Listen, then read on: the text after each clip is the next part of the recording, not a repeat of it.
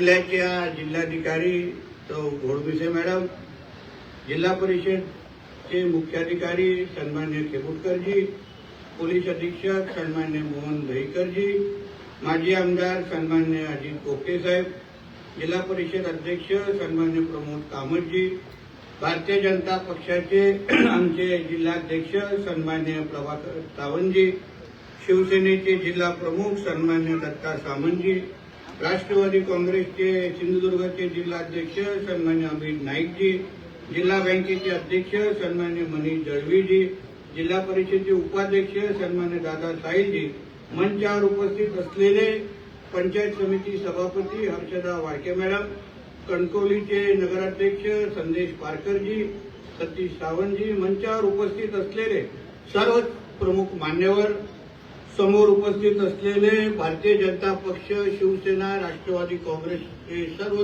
प्रमुख पदाधिकारी, लोकप्रतिनिधी, उपस्थित असलेले सर्व वडीलधारी मंडळी, बंधू भगिनींनो आणि माझे सर्व तरुण मित्रांनो, आज आपले महाराष्ट्र राज्याचे महसूल मंत्री आणि भारतीय जनता पक्षाचे ज्येष्ठ नेते आपल्या सिंधुदुर्ग जिल्ह्याच्या दौऱ्यावर आलेले आहेत. म्हणून जिल्ह्याचा पालकमंत्री म्हणून मी जिल्ह्याच्या वतीने आपल्या सगळ्यांच्या वतीने बावनकुळे साहेबांचं मनापासून या निमित्ताने स्वागत करतो. आजचा हा उपक्रम बावनकुळे साहेबांनी लोकांशी संवाद साधणं, निवेदन स्वीकारणं, अडीअडचणी समजून घेणं, यासाठी ठाण्यापासून ते सिंधुदुर्गापर्यंत महाराष्ट्राच्या प्रत्येक जिल्ह्यापर्यंत पोहोचण्याच्या दृष्टिकोनातून हा दौरा त्यांचा सुरू आहे. आणि आज आपल्या सिंधुदुर्ग जिल्ह्यामध्ये आपल्या सगळ्या जणांचे निवेदन स्वीकारण्यासाठी स्वतः ते इथे आलेले आहेत.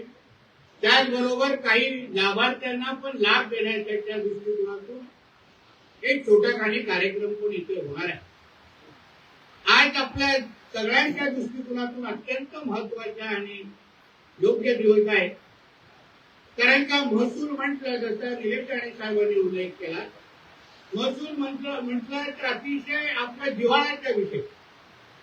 प्रत्येकाचा आपले प्रश्न महसूल डिपार्टमेंटच्या अतिशय जवळचे असतात. म्हणून आज स्वतः महसूल मंत्री आपल्या जिल्ह्यामध्ये येत आहेत. आपले निवेदन स्वीकारून आपल्याला न्याय देण्याचं काम ते करतायत. हे आपल्या दृष्टिकोनातून अत्यंत महत्वाचं आहे. बावनकुळे साहेबांबद्दल जे काय आमच्या प्रमोद साहेबांनी उल्लेख केला, मी आज त्यांच्या बरोबर मंत्रिमंडळामध्ये आदरणीय मुख्यमंत्री देवेंद्र फडणवीस साहेबांच्या नेतृत्वात आम्ही काम करतो. मी फार बारकाईने त्यांचं काम मला मंत्रिमंडळाच्या निमित्ताने पाहण्याची संधी आहे. आज तसं महसूल पर्व नावाचं एक पुस्तक त्यांनी काढलेलं आहे, ज्याचा उल्लेख निलेश साहेबांनी केला. त्याच्यामध्ये QR कोड सकट सगळ्या गोष्टीची माहिती, म्हणजे पारदर्शकता काय असते, लोकमुख काम काय असतं, त्याचं उत्तम उदाहरण हे बावनकुळे साहेबांच्या माध्यमातून आपल्याला दिसतं. मी आज स्वतः अनुभव घेतोय. प्रत्येक मंत्रिमंडळामध्ये महसूलचे आमचे विषय आहेत. मी ह्यासाठी त्यांचं कौतुक करतो. त्यांच्याकडून आमच्यासारखे तरुण मंत्री प्रेरणा घेतात की मंत्रालयामध्ये मंत्री म्हणून आम्ही जे निर्णय घेतो ते प्रत्येक निर्णय कॅबिनेट पर्यंत आणणं, मंजूर करून घेणं आणि अंमलबजावणी करणाऱ्यांपैकी क्वचित जे मंत्री आहेत त्यांच्यामध्ये पहिला क्रमांक आमच्या बावनकुळे साहेबांचा. म्हणजे कामामध्ये अगर पारदर्शकता असेल, जनतेचं खऱ्या अर्थाने तुम्हाला सेवा करायची असेल तर अशा पद्धतीचं काम अपेक्षित असतं. याचं उत्तम आदर्श आमच्या बावनकुळे साहेबांनी सगळ्यांसोबत ठेवलेलं आहे. म्हणून आज ते आमच्या सिंधुदुर्गामध्ये आलेले आहेत. सन्मान्य राणे साहेब आणि बावनकुळे साहेबांचे फार जुने संबंध आहेत.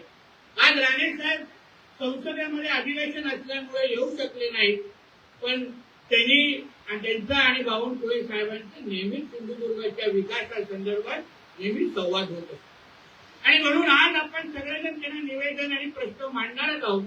कारण म्हटलं तर हा छोटाखानी कार्यक्रम घेण्याचं सांगितलं गेलं होतं, पण बावनकुळे साहेब आम्ही आपलं नाव सांगितलं आणि लगेच लोकांना कळलं की आम्हाला प्रत्येकाला आमच्या निवेदनाला न्याय द्यायचा असेल तर बावनकुळे साहेब नक्की देतील आणि म्हणून ही एवढी गर्दी तुम्हाला झालेली दिसते. त्याचबरोबर साहेब तहसील इमारतीच्या पहिल्या माळ्यावर पण लोक आपल्याला तिथे ऐकतात, तिथे पण आम्ही लोकांनी स्क्रीन लावलेली आहे. म्हणून ह्या पद्धतीचं काम आपली लोकप्रियता ही निश्चित पद्धतीने जिल्ह्याच्या विकासाच्या दृष्टिकोनातून आमच्यासाठी पोहोचत आहे. मी काय प्रश्न मांडण्याचे माझे दिवस गेले, आता मी प्रश्न सोडवणाऱ्यापैकीच्या कक्षामध्ये आलेलो. पण मी या निमित्ताने जे काही निलेश साहेबांनी सांगितलं, जगताप साहेबांनी सांगितलं, जिल्ह्याचा पालकमंत्री म्हणून मंत्रिमंडळाकडून बावनकुळे साहेबांकडून ते सगळ्या विषयाचं पाठपुराव्याची जबाबदारी माझी निश्चित पद्धतीने आहे. मी निश्चित पद्धतीने करणार. पण बावनकुळे साहेबांना जाता जाता एक छोटासा विषय मुद्दा म्हणून मला त्यांच्यासमोर मांडायचा आहे. साहेब, या अधिवेशनामध्ये आपण एका प्रश्नाचं उत्तर देत असताना समोर आदरणीय जयंत पाटील साहेबांनी 293 ची चर्चा होत असताना आमच्या सिंधुदुर्ग संदर्भात आपला एक प्रश्न आपल्या समोर मांडला. आपल्याला सांगितलं की सिंधुदुर्ग जिल्ह्यामध्ये खूप भूमाफिया आलेल्या आहेत, मोठ्या प्रमाणामध्ये जमीन विकल्या जात आहे, स्थानिकांवर अन्याय होतोय, असा विषय आपल्या समोर मांडला. आणि आपण ही अतिशय सकारात्मक पद्धतीने आपण त्याला उत्तर दिलं. कमिटी पण स्थापन केलेली आहे, एक ऍडिशनल कलेक्टर दर्जाची कमिटी स्थापन केलेली आहे, जे ह्या सगळ्या जमीन व्यवहारासंदर्भात आपण चौकशी करणार. अति चांगली गोष्ट आहे, आम्ही त्यांचं स्वागत करतो. पण जयंत पाटील साहेबांची पण चूक नाही. त्यांना कोणीतरी येऊन कागद हातात दिला आणि नेहमीसारख्या त्यांनी कागदामधून फक्त वाचण्याचं काम केलं, बाकी काहीच केलेलं नाही. कारण तेही आमच्या सिंधुदुर्गात येतात, सुट्ट्यांसाठी येतात, थोडं फेरफटका मारतात आणि परत सांगलीकडे तेही निघून जातात. पण सगळेच व्यवहार आमच्या सिंधुदुर्गातले, म्हणजे एकंदरीत आमच्या जिल्ह्याच्या प्रतिमा खराब करण्याचं काम, गालबोट लावण्याचं काम जे विरोधी पक्षाच्या माध्यमातून साहेब जे होत आहे त्यावर पण आपण बारकाईने लक्ष ठेवावं, हे आवर्जून या निमित्ताने मी सांगेन. आमचे लोक, इकडचे जी सामान्य लोक आहेत ती साधी गोळी आहेत, पण आमच्याकडे साहेब साक्षरतेचं प्रमाण चांगलं आहे. लोक फार विचारपूर्वक आपल्या जमिनी देतात. असंच कोण मागायला आलं, दमदाटी करायला आलं म्हणून नाही देत साहेब, फार विचारपूर्वक देतात. कोणाला द्यायचंय, काय द्यायचंय, दर पण ते स्वतःच ठरवतात, त्याच्यामध्ये कोणाचाही हस्तक्षेप नसतो. आणि मग अधिकृत पद्धतीने तो व्यवहार आपल्या तहसील आणि ह्या कार्यालयाकडे येतो आणि मग ते व्यवहार पुढे होतात. तर आमच्याकडे रोजगाराचा हा फार मोठा प्रश्न माझ्या सिंधुदुर्ग जिल्ह्यामध्ये. मोठ्या प्रमाणामध्ये आमच्या जिल्ह्याचा तरुण हा मुंबई, पुणे, नाशिक, गोवा, काही लोक तर बाहेर गावच्या देशामध्ये पण आज जाऊन नोकरी धंद्यासाठी बाहेर गेलेले आहेत. आम्हाला त्यांना परत या जिल्ह्यामध्ये आणायचं, आम्हाला त्यांना परत आपल्या गावातल्या आपल्या आई वडिलांकडे आणायचं आहे. आणि म्हणून आदरणीय मुख्यमंत्री देवेंद्र फडणवीस साहेबांच्या नेतृत्वात, आपल्या नेतृत्वात मोठ्या प्रमाणामध्ये प्रकल्प आम्ही आमच्या सिंधुदुर्ग जिल्ह्यामध्ये आणू पाहतोय. त्यासाठी मोठ्या प्रमाणामध्ये गुंतवणूक ही आमच्या जिल्ह्यामध्ये येते आहे. त्यासाठी मोठ्या प्रमाणामध्ये जमिनी त्या उद्योजकांकडे घेतल्या जात आहेत, जेणेकरून उद्या तिथे उद्योग कारखाने उभे झाल्यानंतर आमच्या जिल्ह्यातला तरुण कोण कुठेही मुंबई, पुणे, ठाणे कुठेही न जाता जिल्ह्यामध्ये राहूनच आपल्या आई वडिलांकडे राहूनच नोकरी उद्या करेल, ती पण मुंबईपेक्षा जास्त पगाराचा करेल. यासाठी आम्ही सगळेजण इथे कामाला लागलो.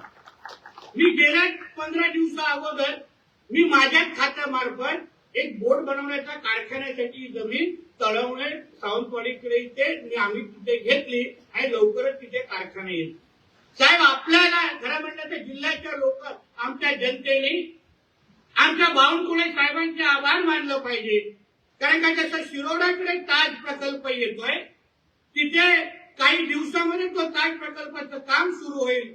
मी बावनकुळे साहेबांकडे गेलो, विनंती केली की साहेब, जसं शिरोडाकडे ताज येतोय तसं एक प्रस्ताव माझ्या देवगड तालुक्यामध्ये पण आम्ही आणू पाहतोय. आपण महसूल यंत्रणेच्या माध्यमातून त्या ताज प्रकल्पासाठी आम्हाला जमीन द्या.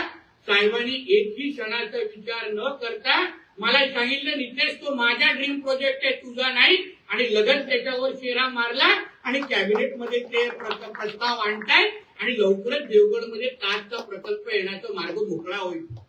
म्हणून मी आपल्याला सांगतो की साहेब, आपल्याकडे आलेले जे काही आता विरोधी पक्षाचे आमचे जे काही लोक भाषण करतात, आता ते नेमकं जयंत पाटलांकडे तो कागद कोणी पोचवला हे नाव आमच्याकडे आहे. कोण आमच्याकडे काळ्या मांजरासारख्या जिल्ह्यामध्ये फिरतोय, जिल्ह्याच्या विकासाचा आढावा येतोय, त्याही व्यक्तीचं नाव आलंय. त्याला आम्ही आमच्या पातळीवर व्यवस्थित पद्धतीने बोलून घेऊ त्याच्याशी. पण आपल्याला विनंती आहे की आमच्या जिल्ह्याची जी काही प्रतिमा आहे ते साहेब, आता आपल्याला रोजगार निर्मितीच्या दृष्टिकोनातून रिव्हर्स मायग्रेशन जे मी वारंवार मांडतोय, की गावाबाहेर गेलेला तरुण साहेब, आम्हाला अशी परिस्थिती असते, 1 मिनिट अजून घेतो, की आमच्या जेव्हा विधानसभेच्या आणि लोकसभेच्या निवडणूक असतात तेव्हा साहेब आम्हाला गोव्याच्या मुख्यमंत्र्यांना फोन करून विनंती करायला लागते की साहेब, उद्या मतदानाची तारीख आहे, कृपया तिथे प्रायव्हेट कंपन्या बंद ठेवायला सांगा, जेणेकरून तो तरुण इथे येऊन मतदान करेल.